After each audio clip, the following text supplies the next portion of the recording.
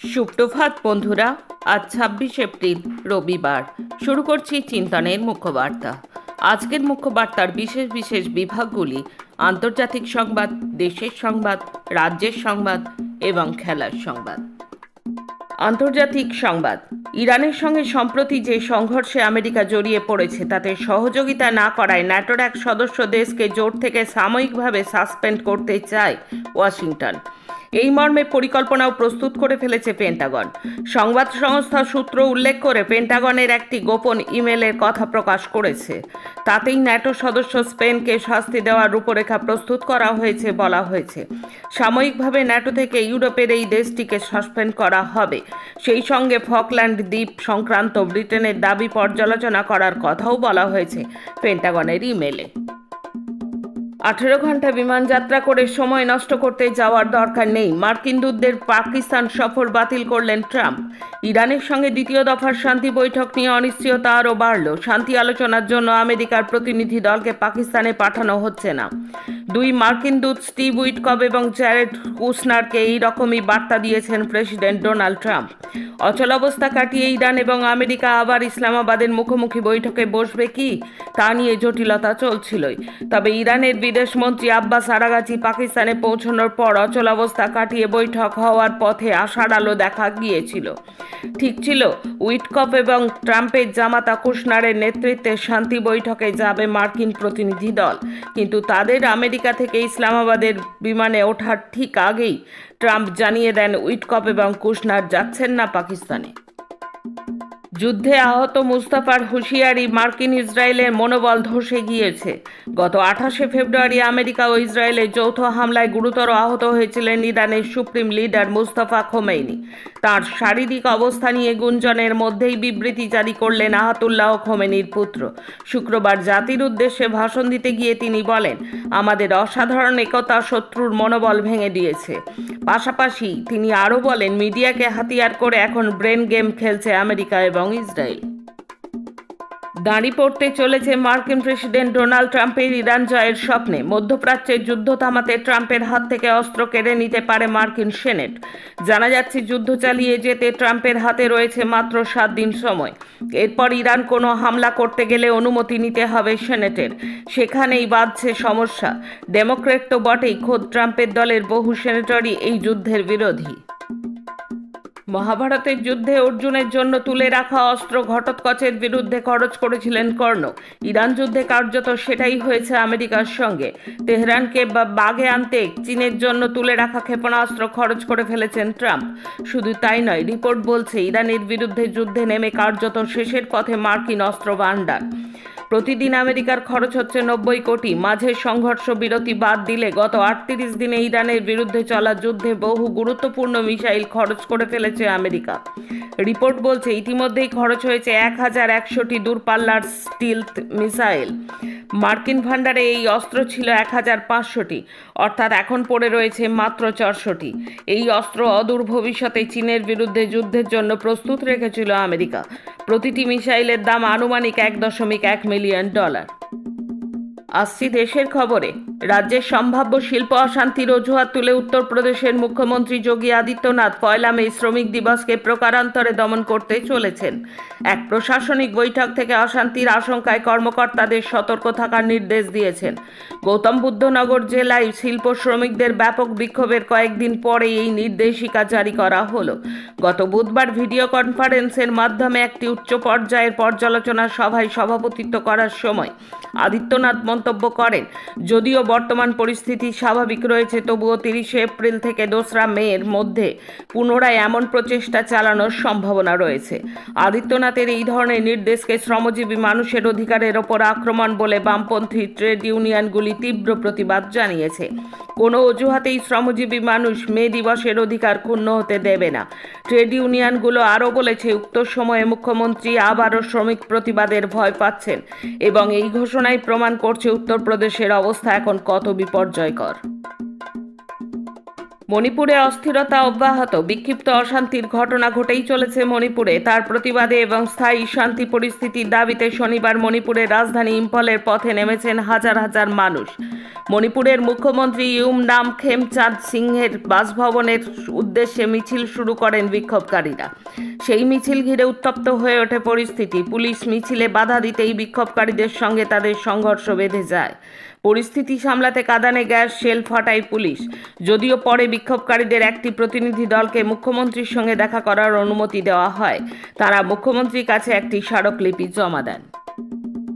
ভারতের উত্তর পূর্বাঞ্চলের রাজ্য মণিপুর এবং মিজোরাম থেকে বন এইমেন আসে সম্প্রদায়ের কয়েকশো মানুষকে বিমানযোগে ইসরায়েলে নিয়ে যাওয়ার ঘটনাকে কেন্দ্র করে নতুন করে আন্তর্জাতিক ও দেশীয় আলোচনার সূত্রপাত হয়েছে।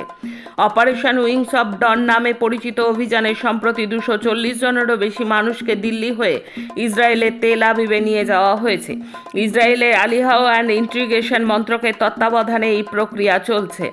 জানা যাচ্ছে 2026 সালের মধ্যে আরও প্রায় 1200 মানুষকে সেখানে স্থানান্তরের পরিকল্পনা রয়েছে। ঠিক কিসের জন্য এভাবে মানুষকে তুলে নিয়ে যাওয়া হচ্ছে তা এখনো পরিষ্কার না। এই ঘটনাকে কেন্দ্র করে ধর্মীয় পরিচয়, মানবিক অধিকার, অর্থনৈতিক বাস্তবতা এবং আন্তর্জাতিক কূটনীতির জটিল প্রশ্নগুলি রাজনৈতিক এবং সামাজিক চর্চায় চলে এসেছে। আমেরিকা ভারতে তৈরি সোলার সেল এবং মডিউল আমদানির ওপর অতিরিক্ত 123.04% হারে শুল্ক আরোপ করেছে। আমেরিকার নিজস্ব সোলার সেল ও মডিউল উৎপাদনকারীদের সুরক্ষা দিতে ভারতীয় সোলার পণ্যের আমদানিতে এই প্রাথমিক শুল্ক বা অ্যান্টি ডাম্পিং শুল্ক বসানো হয়েছে। এর ফলে বর্তমানে ভারতীয় সোলার পণ্যের আমদানির ওপর মোট শুল্কের হার বেড়ে দাঁড়িয়েছে প্রায় 2%। এদিন দৈনিক ইকোনমিক টাইমসে এই সংবাদ প্রকাশিত হয়েছে। National solar energy federation of ইন্ডিয়ার মুখপাত্র সুব্রমণাম পুকালিয়া সংবাদ সংস্থাকে প্রতিক্রিয়া জানিয়েছেন, আমেরিকা বেআইনিভাবে এই অ্যান্টি ডাম্পিং শুল্ক আরোপ করেছে, যার কোনো যৌক্তিকতা নেই। ছত্তিশগড়ের সুরজপুরে চোর বলে গুজব রটিয়ে একজন সংখ্যালঘু যুবককে শনিবার দলবদ্ধভাবে প্রবল মারধর করা হয়। তাকে অর্ধনগ্ন করে গলায় জুতোর মালা পরিয়ে এবং মাথা অর্ধেক কামিয়ে গ্রামের রাস্তায় ঘোরানো হয়। এমনকি তার স্ত্রীকেও দলবদ্ধ ধর্ষণের হুমকি দেওয়া হয়েছে বলে অভিযোগ।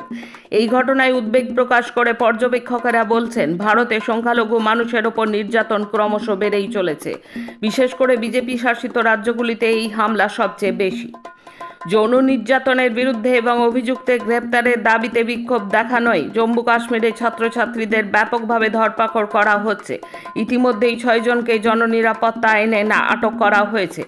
এদের কোনো বিচার ছাড়াই 2 বছর পর্যন্ত আটকে রাখতে পারবে পুলিশ।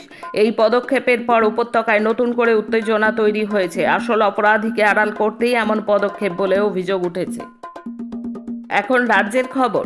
23 এপ্রিল রাজ্যে প্রথম দফার 152টি আসনে 93.19% ভোট পড়ার হিসাব জানালো নির্বাচন কমিশন। 152 বিধানসভার মধ্যে প্রথম দফায় 44,376টি বুথ ছিল প্রথম দফার ভোটে। তার মধ্যে নির্বাচনের নির্ধারিত সময়ে সন্ধ্যা 6টার মধ্যে 39,548 বুথে ভোট গ্রহণ পর্ব সমাপ্ত হয়ে যায়। সন্ধ্যা 6টার পর 4,828টি বুথে রাত পর্যন্ত চলেছে ভোট গ্রহণ। শনিবার নির্বাচন কমিশনের স্ক্রুটিনি শেষে চূড়ান্ত তথ্য সামনে এসেছে। কমিশনের তথ্য অনুযায়ী প্রথম দফায় মোট ভোটার সংখ্যা ছিল 3,60,77,304 জন। ভোট দিয়েছেন 3,36,22,168 জন। মহিলা ভোটার 1,65,44,065 জন। পুরুষ ভোটার 1,70,81,849 জন। এসআইআরের পর নিজের ভোট দেওয়া নিয়ে মানুষের মধ্যে প্রবল উৎসাহ ছিল, তা প্রথম দফার 152টি আসনে ভোট গ্রহণের দিনেই স্পষ্ট হয়ে যায়। ভোট দিতে না পারলে যদি আবার নাম বাদ যায়, এই আতঙ্ক থেকেই নিজের ভোট দেওয়ার কাজকে এদিন অগ্রাধিকারের তালিকায় রেখেছিল প্রথম দফার ভোটাররা। যে কারণে পরিযায়ী শ্রমিক অধ্যুষিত উত্তরবঙ্গের কোচবিহার, উত্তর দিনাজপুর, মালদহ, মুর্শিদাবাদ জেলার ভোটের আগে হাজারে হাজারে পরিযায়ী শ্রমিকেরা ফিরে এসেছিলেন। গত 23 এপ্রিল রাজ্যের প্রথম দফার ভোটের পর 44,000 বুথের কোথাও পুনর্নির্বাচনের অভিযোগ আসেনি। শনিবার নির্বাচন কমিশনের বিজ্ঞপ্তিতে জানানো হয়েছে, স্ট্রং রুমের সামনে প্রার্থীর প্রতিনিধি ক্যাম্প করে থাকতে পারবেন। স্ট্রং রুমে ইভিএম রাখার পর ডবল লক করা হচ্ছে। পশ্চিমবঙ্গের মুখ্য নির্বাচনী আধিকারিক মনোজ আগরওয়ালও প্রথম দফার ভোটের পর ব্যবস্থা গ্রহণ সম্পর্কে একথা জানিয়েছেন। গত 23 এপ্রিল পশ্চিমবঙ্গে প্রথম দফার ভোট হয়েছে। তামিলনাড়ুতে ওই দিনই ভোট হয় বিধানসভার সব আসনে। কমিশন জানাচ্ছে, দু রাজ্যেই প্রার্থীদের প্রতিনিধিদের ডেকে নথি পরীক্ষার কাজ হয়েছে শুক্রবার। কোনো অভিযোগ জমা পড়েনি। কমিশন জানাচ্ছে, প্রথম দফার মতো দ্বিতীয় দফার বুথগুলির নথি পরীক্ষার নির্দিষ্ট জায়গা এবং সময় জানিয়ে দেওয়া হবে। পশ্চিমবঙ্গে দ্বিতীয় দফার ভোট নেওয়া হবে 29 এপ্রিল। ওই দিন 142 আসনে ভোট নেওয়া হবে। প্রথম পর্বে 152 আসনে ভোট নেওয়া হয়েছে। কমিশন জানিয়েছে যে স্ট্রং রুম পাহারায় 2 বলয়ের নিরাপত্তা সজ্জা থাকবে। আরওকে দিনে 2 বার এবং ডিওকে 3-4 বার একবার করে ঘুরে দেখতে হবে নিরাপত্তা বন্দোবস্ত। পশ্চিমবঙ্গের প্রথম দফার ভোট পর্ব রক্তপাতহীনভাবে মিটলেও ভোটের পরেই রাজনৈতিক হিংসার অভিযোগ উঠল পশ্চিম বর্ধমানের আসানসোল উত্তর বিধানসভা এলাকায়। কংগ্রেস প্রার্থীর প্রতিবেশী তথা ঘনিষ্ঠকে পিটিয়ে মারার অভিযোগ উঠল তৃণমূলের বিরুদ্ধে। যদিও অভিযোগ উড়িয়ে দিয়েছে শাসক দল। এ পর্যন্ত 3 জনকে আটক করেছে পুলিশ। স্থানীয় সূত্রে খবর, মৃতের নাম দেবদীপ চট্টোপাধ্যায়, বয়স 42 বছর। আসানসোল উত্তর বিধানসভা এলাকার অনন্যা কমপ্লেক্স নামে একটি আবাসনের বাসিন্দা ছিলেন তিনি। শুক্রবার গভীর রাতে আবাসনের কাছেই তাঁর ওপর হামলা চালানো হয়। গুরুতর জখম অবস্থায় তাকে উদ্ধার করা হয়েছিল। শনিবার সকালে মারা যান তিনি। শনিবার 25 এপ্রিল 2026 মন্দিরবাজার থানা এলাকায় নাকা চেকিং চলাকালীন 17.5 লক্ষ টাকা নগদ সহ একটি মোটরসাইকেল আটক করে ইন্ডো টিবেটান বর্ডার পুলিশ। স্থানীয় সূত্রে জানা গিয়েছে, এই ঘটনায় আটক 2 বিজেপি কর্মীর মধ্যে একজন হলেন মন্দিরবাজারের বিজেপি প্রার্থী মল্লিকা পাইকের ইলেকশন এজেন্ট অরুণ কুমার পুরকাইতের পুত্র অর্ঘ্য পুরকাইত। দ্বিতীয়জন হলেন বিজেপির স্থানীয় বুথ সভাপতি শুভদীপ হালদার। ভোটের মুখে এত পরিমাণ নগদের উৎসের কোনো বৈধ নথি দেখাতে না পারায় মন্দিরবাজার থানার পুলিশ এবং কেন্দ্রীয় বাহিনী টাকাটি বাজেয়াপ্ত করে এবং ঘটনার তদন্ত শুরু করেছে। নির্বাচন কমিশনের তথ্য অনুযায়ী এবারের নির্বাচনে পশ্চিমবঙ্গ থেকে বিপুল পরিমাণ নগদ টাকা এবং অন্যান্য বেআইনি সামগ্রী উদ্ধার হয়েছে, যার মূল্য ইতিমধ্যেই 865 কোটি টাকার গণ্ডি ছাড়িয়ে গেছে। শেষে খেলার খবর। জার্মানিতে রূপল্লী সাফল্য কলকাতার ইকুয়েস্ট্রিয়ান অনুষ আগরওয়ালার। সিডিআই হ্যাগেনের ড্রেসেজ ইভেন্টে রূপ পেয়েছেন তিনি। ইউরোপের ঐতিহ্যপূর্ণ ইকুয়েস্ট্রিয়ান মিটগুলির মধ্যে অন্যতম জার্মানির হ্যাগেনের এই মিটে তিনি 70.94 স্কোর করে দ্বিতীয় স্থানে শেষ করেন। এশিয়ান গেমসের আগে স্বপ্ন দেখাচ্ছেন অনুষ। ওড়িশা ম্যাচের আগে ধাক্কা খেল ইস্টবেঙ্গল। মাত্র 1 ম্যাচ শাস্তি কমানো হলো মিগুয়েলের, অর্থাৎ আগামী 2টি ম্যাচে খেলতে পারবেন না তিনি। ওড়িশার পাশাপাশি তাকে পাওয়া যাবে না মুম্বাই সিটি ম্যাচেও। আইএসএলের 2টি ম্যাচ ইস্টবেঙ্গলের কাছে গুরুত্বপূর্ণ, তবু হাতে যারা রয়েছেন তাদের নিয়ে এই লড়াইয়ের স্বপ্ন দেখছেন ইস্টবেঙ্গলের কোচ অস্কার ব্রুজো। আজকের মুখ্য বার্তা এই পর্যন্ত। নমস্কার।